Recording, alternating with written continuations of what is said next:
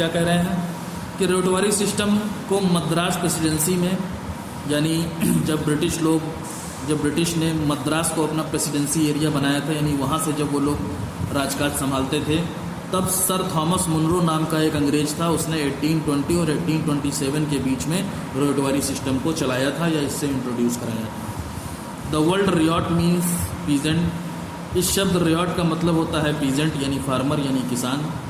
Under the Ryotwari system the peasants were the owners of the land and the British government directly collected taxes from them.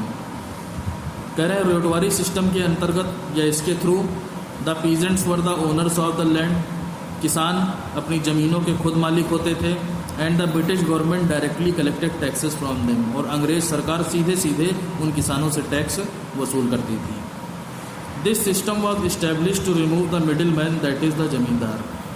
ये system इसलिए establish किया गया था जिससे कि middle man यानी बीच का जो आदमी था उसको हटाया जा सके, जिसे जमींदार बोलते हैं। It was believe that the removal of the zamindar would ensure a higher revenue collection. ये ऐसा विश्वास करते थे या ऐसा उस समय विश्वास किया गया कि ज़मींदार को हटाने से जो रेवेन्यू कलेक्शन है वो ज़्यादा होगा, टैक्स जो आएगा वो ज़्यादा आएगा, ऐसा अंग्रेज लोग सोचते थे। वाइल प्रोटेक्टिंग द रियॉट और पीजेंट फ्रॉम अनड्यू एक्सप्लॉयटेशन, और इसके साथ साथ किसानों के साथ जो अत्याचार होता है, उनको जो ज़मींदार लोग परेशान करते थे उससे भी उनको बचाया जा सकेगा, उससे उनकी सुरक्षा हो सकेगी, प्रोटेक्शन हो सकेगी। However the system aggravated the conditions of the peasants, लेकिन इस सिस्टम ने किसानों की कंडीशंस को और ज़्यादा एग्रेवेटेड कर दिया, यानी सब उथल पुथल मच गई उनके जीवन में। The percentage of tax levied on them was usually very high. पहले से ही जो टैक्स का परसेंटेज था किसानों के ऊपर वो बहुत ही ज़्यादा था। Without subject to any exemption, उनको कोई छूट भी नहीं दी जाती थी। Even during a natural calamity, कोई भी प्राकृतिक आपदा अगर आ जाए तो बिना उनको छूट दिए उनका जो टैक्स कलेक्शन का जो परसेंटेज था वो बहुत ही ज़्यादा था किसानों का। If a peasant fail to pay their taxes on the time, अगर कोई किसान समय पर अपना टैक्स नहीं दे पाता था, their land was sold off, तो उसकी ज़मीन को बेच दिया जाता था ज़बरदस्ती। The fear of losing land force the peasants to take loans from money lenders to pay their taxes. अपनी ज़मीन को खोने का डर जो किसानों के अंदर हुआ, उसकी वजह से किसान मजबूर हो जाया करते थे मनी लेंडर से, यानी पैसा उधार देने वाले लोगों के से पैसा मांगने के लिए किसान मजबूर हो जाया करते थे। However even the money lenders charge high interest on loans, जब पैसा उधार मांगने लगे किसान लोग मनी लेंडर से, तो उसने भी उन लोन्स के ऊपर, उस कर्जे के ऊपर और ज़्यादा इंटरेस्ट लगाना शुरू कर दिया और ज़्यादा ब्याज लगाना शुरू कर दिया। कहने का मतलब क्या है कि जैसे 100 रुपये हम किसी से उधार ले रहे हैं और वो थोड़े दिन बाद हमसे 100 के 200 रुपये ले रहा है, जस्ट डबल ले रहा है, तो ये जो इंटरेस्ट हो गया बहुत ही ज़्यादा हो गया। तो क्या करते थे, however even the money lenders charge high interest on loans, किसान लोग जो लोन मनी लेंडर से लेते थे उस पर बहुत ज़्यादा इंटरेस्ट लगाने लगे money lenders. And seize the land of the peasants if they fail to repay their loans on time. इस तरीके से जो मनी लेंडर्स होते थे ये किसानों की ज़मीनों को सीज कर लेते थे, यानी कब्जा कर लेते थे उसके ऊपर, जब किसान समय पर लोन को चुका नहीं पाते थे। तो ये सब जो है ऑपरेशन है, जो एक्सप्लॉयटेशन है, वो फार्मर्स के साथ शुरुआत से होते चले आ रहे हैं। ये हो गया आपका Ryotwari system. Now we will talk about Mahalwari system. The Mahalwari system was a modified version of the zamindari system. Zamindari system को मॉडिफाई करके हमारा महालवारी सिस्टम बनाया गया था। It was introduced by Holt Mackenzie in 1822 in north west India, Punjab and parts of central India.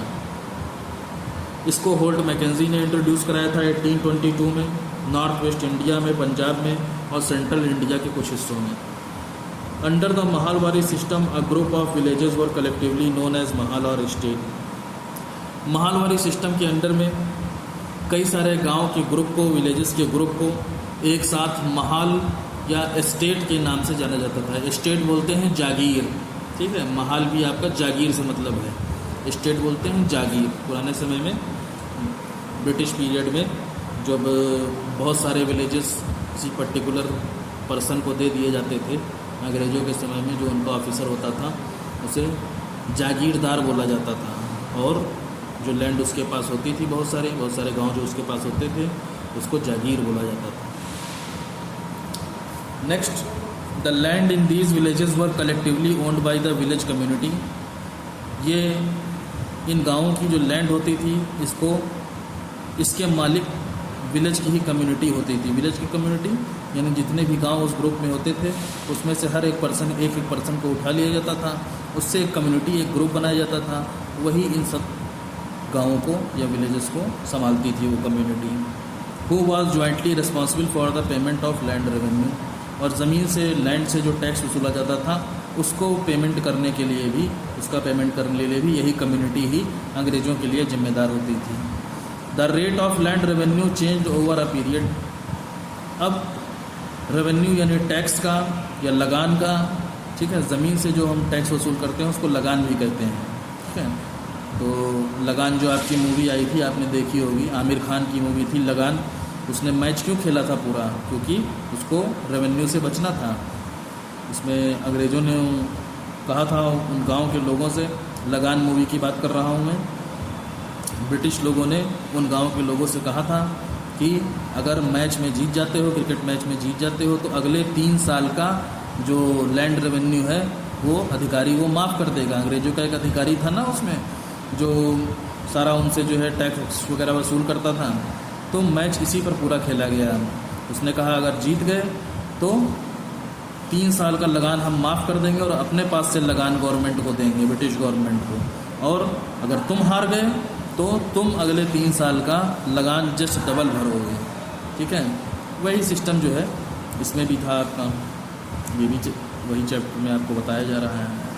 तो क्या कह रहे हैं, the rate of land revenue change over a period, कि रेवेन्यू का या टैक्स वसूल करने का जो रेट था वो एक समय के बाद बदल गया।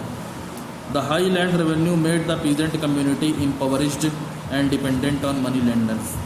लैंड रेवेन्यू फिर से बहुत ज़्यादा हाई हो जाने की वजह से जो पीजेंट से जो फार्मर कम्युनिटी थी वो साधनहीन हो गई। इम्पवरिश्ड मतलब उनके जीवन जीने के जो साधन थे, जो सोर्सेज थे, वो ख़त्म होने लगे।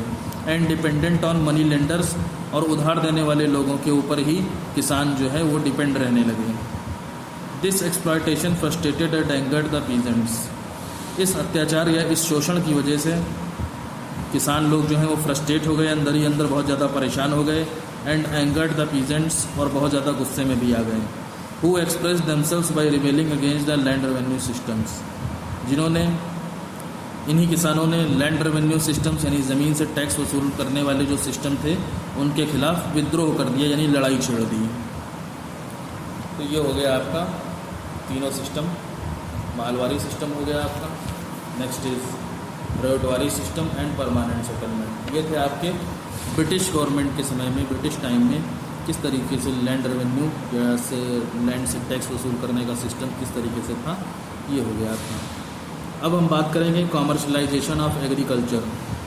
जो खेती पुराने समय में की जाती थी वो बिजनेस किस तरीके से बनी, ठीक है। पहले तो केवल अंग्रेज लोग केवल अत्याचार करते थे, किसानों को परेशान करते थे, लेकिन ऐसा तो नहीं है कि पूरी लाइफ ही परेशान करते रहेंगे। तो अब कॉमर्शलाइजेशन कैसे हुआ, बिजनेस कैसे बन गई फार्मर के आपकी एग्रीकल्चर, वो हम पढ़ेंगे। तो कॉमर्शलाइजेशन ऑफ एग्रीकल्चर, खेती का व्यवसायीकरण, हिंदी मीनिंग है आपका खेती का या कृषि का व्यवसायीकरण। Agriculture witnessed numerous changes under the colonial rule. Agriculture जो है वो सबूत है बहुत सारे बदलावों का अंडर द कॉलोनियल रूल, अंग्रेज़ों के शासनकाल में। अंग्रेज़ों के शासनकाल में जो एग्रीकल्चर है वो बहुत सारे बदलावों का सबूत मिलता है वहाँ से, यानी बहुत सारे चेंज हुए हैं एग्रीकल्चर में अंग्रेज़ों के समय में। The industrial revolution during the 18th century led to the establishment of factories in Britain. ये जो औद्योगिक क्रांति हुई है 18th सेंचुरी में, उससे ब्रिटेन में बहुत सारी फैक्ट्रीज़ या कारखानों को खुलने का मौका मिला। These factories required raw materials. इन कारखानों में रॉ मटेरियल्स चाहिए था। रॉ मटेरियल्स बोलते हैं कच्चा माल। कच्चा माल किसे बोलते हैं, जब जैसे घर में हम लोग जो अपने प्लास्टिक इस्तेमाल करते हैं, ठीक है, टब वगैरह होते हैं, हम लोग के यहाँ बाल्टियाँ होती हैं और प्लास्टिक के बहुत सारे गैजेट्स होते हैं, उनको बनाने के लिए स्टार्टिंग में कौन सा मटेरियल चाहिए उसे हम रॉ मटेरियल बोलेंगे। लोहे की, आयरन की बहुत सारी चीज़ों को हम घर में यूज़ करते हैं, वो कैसे आ जाती हैं भाई? ऐसा तो नहीं है कि बस बाल्टी कहीं से भी ज़मीन से हमने खोदी और निकाल ली, ठीक है। पहले ज़मीन से जो है लोहा निकाला जाता है, आयरन निकाला जाता है, फिर उसका प्योरीफिकेशन होता है, फिर उसको मेल्ट किया जाता है, यानी गलाया जाता है, पिघलाया जाता है, उसके बाद उससे बर्तन वगैरह बनते हैं और चीज़ें बनती हैं आयरन की, ठीक है। तो ज़मीन से जब हम कच्चा लोहा निकालते हैं या दूसरे मटेरियल्स निकालते हैं तो उसे हम रॉ मटेरियल कहते हैं। तो ये जो फैक्ट्रीज थी इनको रॉ मटेरियल्स चाहिए था, which the British supplied from India, जो कि अंग्रेज भारत से सप्लाई करते थे, इंडिया से सप्लाई करते थे।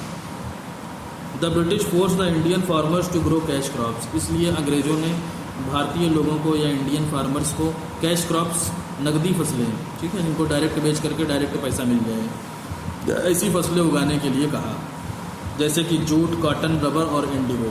जूट आप लोग जानते ही, जो रस्सी आपकी बनती है जूट की, मोटी वाली जो होती है। कॉटन आपका हो गया कपड़ा, कपास वही जो बॉल होती हैं छोटी छोटी। रबर आप जानते ही हो। इंडिगो बोलते हैं नील, शर्ट में जो नील लगाया जाता है, इसकी खेती भी करने के लिए कहा। To ensure a regular supply of raw materials to the newly establish factories in Britain, ये सारी एग्रीकल्चर करने के लिए इसलिए कहा अंग्रेजों ने, जिससे कि ब्रिटेन में जो रॉ मटेरियल है उसको आसानी से टाइम टू टाइम पहुंचाया जा सके। कारखानों में जो न्यू फैक्ट्रीज वहाँ पर सेटअप की गई थी उनमें रॉ मटेरियल्स को आसानी से पहुँचाया जा सके, इसलिए कैश क्रॉप्स को उगाने के लिए, ग्रो करने के लिए अंग्रेज़ों ने इंडियन फार्मर्स को कहा। फिर कह रहे हैं this policy of the colonial government of promoting the cultivation of cash crops for their remunerative value is known as the commercialisation of agriculture. क्या कह रहे हैं? कॉलोनियल गवर्नमेंट यानी ब्रिटिश गवर्नमेंट की ये जो पॉलिसी थी, promoting the cultivation of cash crops, यानी कैश क्रॉप्स को उगाने का जो वो प्रोत्साहन कर रहे थे, किसानों को एनकरेज कर रहे थे, फॉर देयर रिम्यूनरेटिव वैल्यू,